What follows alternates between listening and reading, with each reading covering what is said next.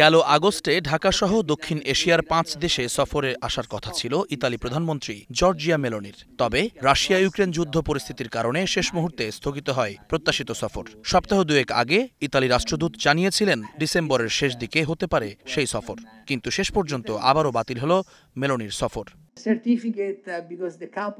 Bangladesh institute of international and strategic স্টাডিজের আয়োজনে দুদেশের সম্পর্ক নিয়ে লেকচার সিরিজে দেয়া বক্তব্যে বিষয়টি নিশ্চিত করেন ঢাকায় নিযুক্ত ইতালির রাষ্ট্রদূত।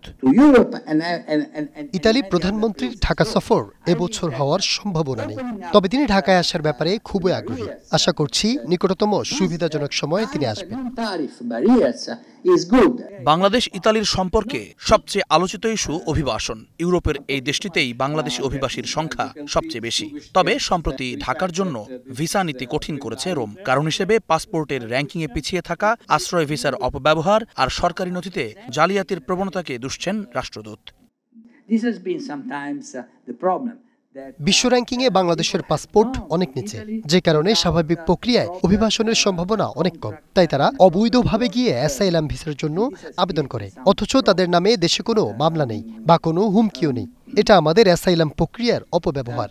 এটার কারণে যারা বৈধভাবে আবেদন করছে তারাও ভুক্তভোগী হচ্ছে। ইউরোপীয় ইউনিয়নের ট্যালেন্ট পার্টনারশিপ প্রজেক্টের আওতায় বাংলাদেশ থেকে শ্রমিকদের প্রশিক্ষণ দিয়ে দেশটিতে কাজের সুযোগ দেওয়ার কথাও জানান আলেসান্দ্রো। ইউরোপীয় ইউনিয়ন ট্যালেন্ট পার্টনারশিপ প্রজেক্টের আওতায় প্রশিক্ষণের মাধ্যমে বাংলাদেশের শ্রমিকদের মানোন্নয়ন করে কাজের সুযোগ তৈরি করতে আগ্রহী ইতালি। এছাড়া বাণিজ্যিক সম্পর্ক জোরদারে চলতি বছরেই যৌথ চেম্বার অব কমার্স গঠন করা হবে বলে আশ্বস্ত করেন ইতালি রাষ্ট্রদূত। জুম্মান সাদিক, জ্যাভলিন, স্টার নিউজ, ঢাকা।